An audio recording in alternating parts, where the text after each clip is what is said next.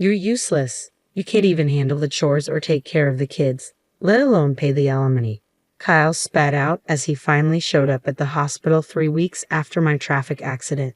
His harsh words cut through me as I lay there in the hospital bed, hoping he had come out of concern.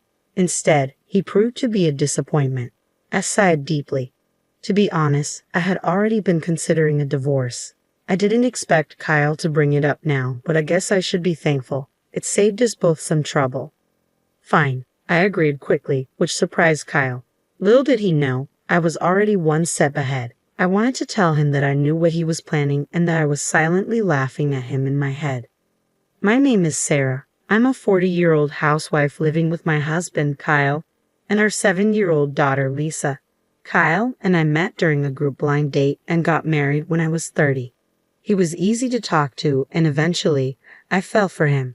Kyle was charming and the most handsome man at the table when we first met. When he expressed his interest in me, I felt flattered and proud. Kyle was incredibly romantic in our early days. He would surprise me with dessert plates and bouquets at fancy restaurants for my birthdays, take me on trips for our anniversaries, and write heartfelt letters at just the right moments. I felt so lucky to have him and eagerly accepted his marriage proposal, imagining a life full of surprises and excitement even after marriage. But once we were married, things took a turn. Hey Sarah, my dinner isn't ready yet. I've been working all day, and you can't even have dinner prepared when I get back. You're so lazy. Once married life began, he started demanding like he was the master of the house and I was supposed to be his caretaker. At first, I was shocked by the change in him. I thought he was just joking. When we were dating, we used to laugh at each other's silly jokes. We imagined a sweet newlywed life where we called each other by cute nicknames and stayed lovey-dovey even after having kids. But it turned out he wasn't joking at all. He treated me like a servant, or something even worse. At first, I would laugh it off, thinking he was joking. But gradually I realized he was serious. He really saw me as his caretaker, and that was frightening. After we got married, I had to quit my job, and we depended on the money Kyle earned. I was scared that if I didn't do as he said, he might cut me off financially, so I felt trapped. Honestly, Kyle's income wasn't great. I was making more when I was working. Kyle only finished high school and jumped from one job to another. His unstable work history continued, quitting jobs every year or two. It seemed Kyle felt insecure about his background and took out his frustrations on me. I'm sorry I got delayed with some errands, I told him once. Don't make excuses, just hurry up and make it, Kyle replied, sitting down with a cold beer. This had become a common scene, but each time it happened, it chipped away at the person I used to be. I sighed and started cooking. My marriage made me miserable, but I managed to get by. The following year, our daughter Lisa was born, and my days became a series of struggles. As expected, Kyle didn't help much with Lisa. However, he would spoil her by buying her any candy or toy she wanted. I tried to raise Lisa properly, scolding her when needed, which made her cling to Kyle even more. Lisa, you like Daddy, don't you? Kyle asked her once. Yeah, Daddy is cool. I love Daddy, Lisa replied. I knew it, I'm super dad, Kyle said, looking at me smugly. It was frustrating, but I couldn't help feeling glad that Lisa loved her father. I just sighed again. Despite his spoiling her, Kyle never attended any of Lisa's kindergarten events like sports festivals or recitals. You know there's a parent-child race at Lisa's sports festival. Could you participate? I asked him. Huh? Why me? You're free that day. You do it, he responded. I'm busy with work every day, but the sports festival could be a great time for us to bond as parents. It's on a holiday, so you won't have to work, I said. Shut up. We're already close enough. Maybe you should work on your relationship with Lisa. She thinks you're mean, you know. You might want to fix that, Kyle said, laughing as he left for work. He called himself Super Dad, yet he never showed up to school events. I was worried that Kyle's habit of being easy on himself but hard on others might influence Lisa. He continued to leave all the housework and childcare to me and was lazy at home. Now Lisa is 5 years old and ready to start elementary school, but Kyle was still jumping from job to job. He had just quit his factory job last month and moved to a food and beverage company. I'll be working weekends at my new job since it's in the food industry, he said. Looks like we'll hardly see each other then, I replied. Can't be helped, it's work, he said. Honestly, I was relieved because I knew that with Kyle gone, my days would be a bit easier. I was tired of Kyle ordering me around on weekends. Now, I wouldn't have to be nagged by him to clean the floor or serve meals quickly. However, with Kyle out on weekends, Lisa would be sad. It's better for kids to spend holidays with the whole family. I have work, so please let Lisa know, Kyle said. I couldn't really argue with Kyle since he was the one bringing in the money. Reluctantly, I went to tell Lisa. I'm sorry, but Daddy won't be able to go out with you on his day off, I said, expecting her to be upset. I told her with a frown, but contrary to my expectations, Lisa seemed unconcerned. It's okay. If you're okay with it, then it's fine. You know he's not going to be here on all weekends, right? Daddy has been smelling strange lately, she said. A strange smell? I asked, puzzled. Lisa nodded and went back to her room. What on earth was she talking about? I had been so busy with housework and taking care of our child that I hadn't noticed much about Kyle lately. Our marriage was not like it used to be, and I tried to avoid being around Kyle to keep things calm. The strange smell Lisa mentioned might be from the factory, I thought. Factories often use special solvents, so it made sense that Kyle could come home with a weird smell. If that was the case, the smell would probably go away soon. Kids are really honest, which is what makes them so endearing. Despite what he said, Kyle started leaving the house early in the morning even on his days off, which was odd. He also left every weekday. If he was working weekends, he should have a day off during the week. He left without saying anything to me, so I couldn't tell if he was going to work or not. I became curious about what he was doing, leaving so early even on his days off. One day, I decided to follow him. I asked Kyle, "You seem to be going out every day off. What are you doing?" Kyle looked confused for a moment, then answered in an annoyed tone while scratching his head. "I'm working. I go to work voluntarily." "Really? But you should take care of yourself, or your body won't hold up," I replied. "Shut up. Don't complain about my job," Kyle snapped back. I didn't understand why he got so angry when he often complained about my housework and child rearing. I didn't believe what Kyle said. There's no way he, who usually avoids trouble, would go to work voluntarily on his days off. I knew this from watching him closely over the years. If he was that passionate about work, he would have stayed at his previous job longer. I also started paying attention to the strange smell that Lisa mentioned. Indeed, Kyle came home with a sweet, strong fragrance. This strange smell was not from the factory. Why hadn't I noticed this before? I blamed myself for being so naive and vowed not to make the same mistake again. From then on, I decided to watch Kyle more carefully, especially on weekdays when he said he was going to work. He seemed to wake up an hour earlier than usual and took extra care grooming himself. He appeared to be in a good mood on those days, which vary from week to week, sometimes on a Monday, sometimes on a Thursday. But it was clear that Kyle was happy on those days. One day, when he left the house, I went into his room to look for any clues. I felt like a detective searching the house. Since I always cleaned Kyle's room, I knew it well and didn't feel bad about snooping around. If Kyle had hidden anything, it would be in a place not easily seen. I searched carefully under the desk and bed. Finally, hidden in a candy tin in the closet, I found a bunch of letters. What were these? All the letters were from the same person named Patricia. They had been sent through the mail. The oldest letter was from 4 months ago, and the newest was from yesterday. As I read the letters, I saw phrases like, "I regretted when we broke up, but now I really love you, and I want to go back to the time when I was with you." It sounded like something a lovesick teenager would say. At first, I thought maybe Kyle's ex-girlfriend was sending these letters on her own, but then I read a line that worried me. "I'm glad you like me again. I'm looking forward to our next date." This was from last week. It looked like Kyle was seeing this Patricia. Today, he was definitely up to something. I took photos of the letters with my smartphone as evidence. I thought about taking the letters, but I didn't want to make Kyle suspicious. Even with these letters, I felt I didn't have enough proof. After thinking it over, I decided to hire a private investigator to check on Kyle. 3 weeks later, the investigator gave me the results. He quickly brought photos of Kyle and Patricia close together in the park at night, and even a recording of them saying, "I love you" to each other. I accepted the facts calmly. With solid proof in hand, I went to the municipal office and came back with a divorce form.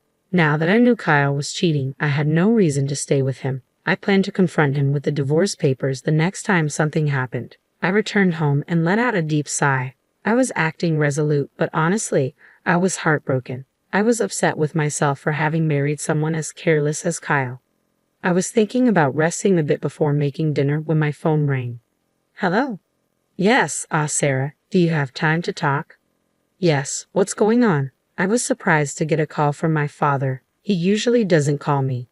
Actually, your mother and I were talking yesterday, and we're thinking about transferring our assets to you soon. Ha! What happened?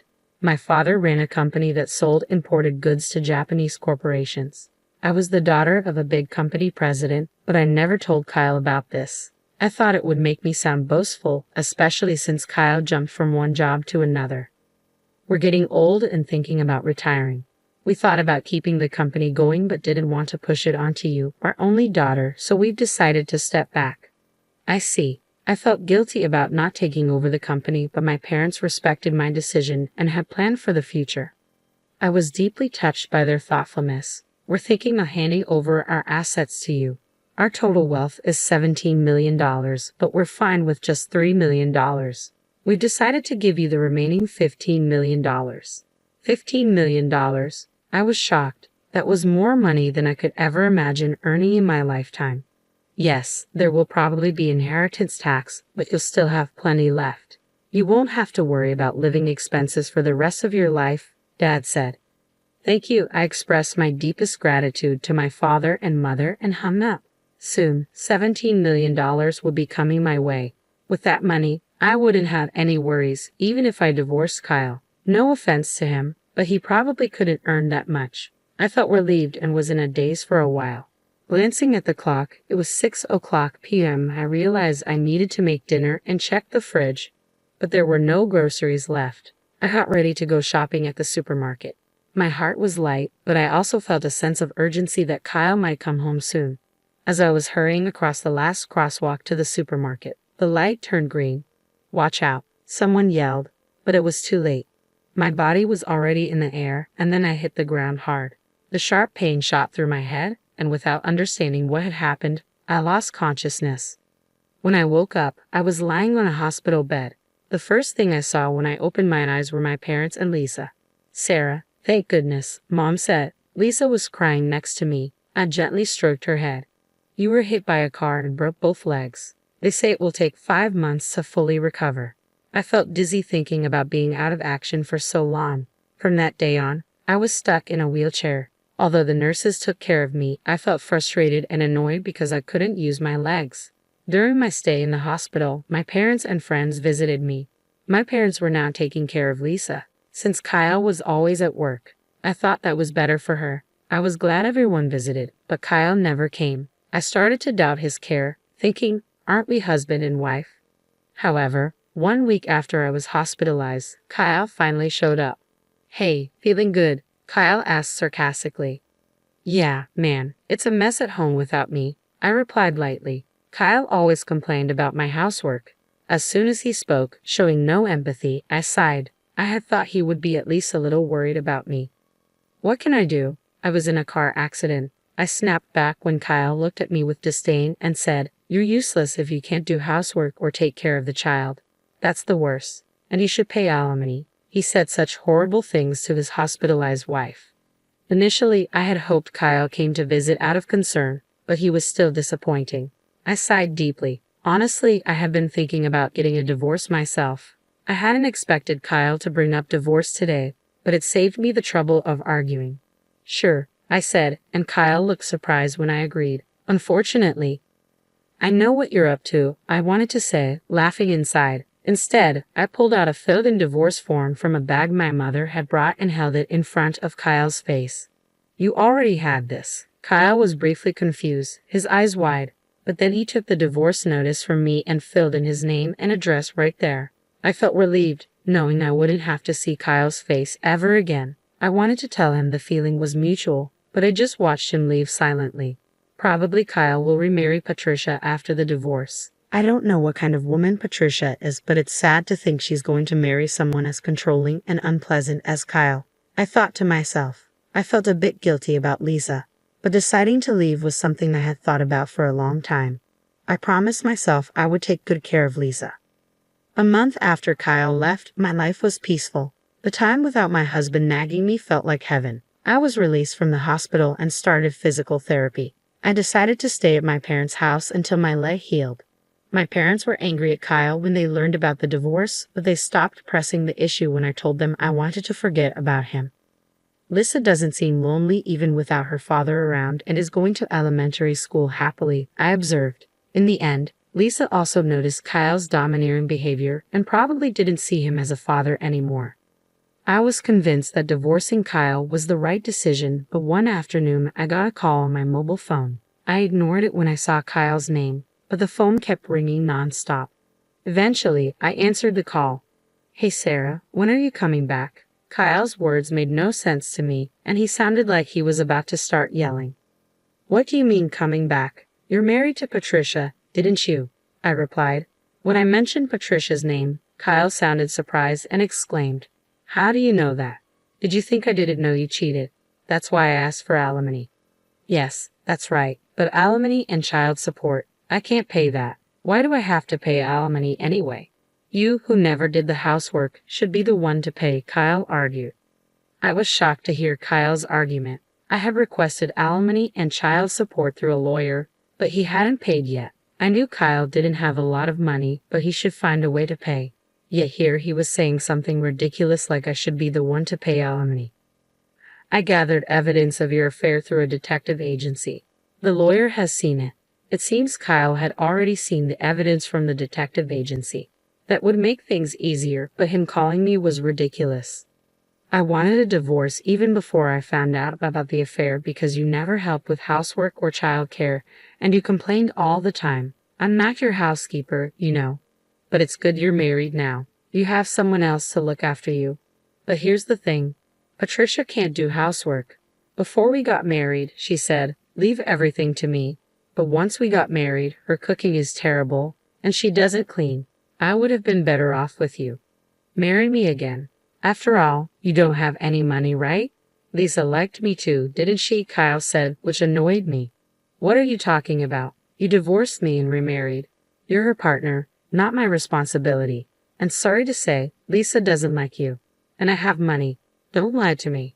There's no way you have money. You were a housewife. You can't live without me." I had no intentions of telling Kyle about the fortune I inherited from my parents, but faced with his aggressive attitude, I had no choice but to reveal it.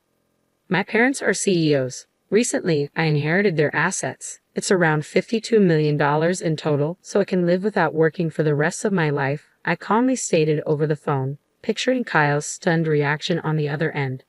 "You're lying. There's no way you have such a huge amount of money," Kyle retorted skeptically. "It's true. If you want, I can have my parents tell you," I replied, sensing Kyle's disbelief beginning to waver. With that, Kyle finally seemed to believe my words and fell silent. Then he exploded, "If it's true, why didn't you tell me?" "Well, I wanted to tell you, but I knew about your affair and I had already formed a low opinion of you. At that point, there was no issue of property distribution, and I hadn't yet inherited the assets," I explained calmly, not willing to engage in a heated argument. Kyle bit his lip in frustration. He probably never imagined I had such assets. He must have been regretting that he should have never divorced me, but I was resolute. I didn't want to endure his terrible behavior anymore. "Can I hang up now? Please pay the alimony properly, reflect on your actions, and never call me again. Goodbye," I said firmly before hanging up. Immediately, I blocked Kyle's number so he couldn't call anymore. "Mom, who were you talking to?" Lisa walked into the room, curious. "Just a friend," I replied, smiling at Lisa. "But Lisa, do you want to go to the amusement park this weekend?" "Yes," Lisa beamed with happiness. Seeing her smile reminded me that her happiness was all that mattered to me.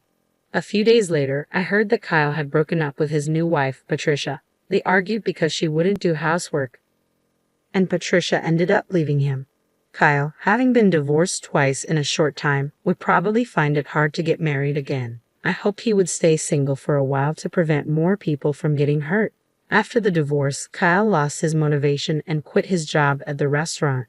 He would probably find another job, but it might take him some time to get his life back on track. I felt a twinge of sympathy for him, but his problems were of his own making. I had blocked his calls so he couldn't ask me for money, and I avoided places where we used to go together.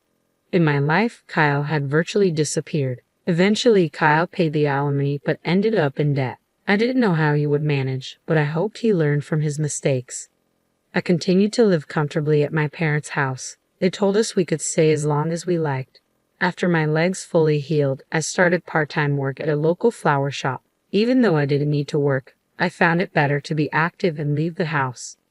I worked hard on weekdays and spent weekends having fun with Lisa and my parents. I found more joy in life than before and wanted to keep living happily with the people I loved. I cherished these happy moments, especially when I saw Lisa's smile.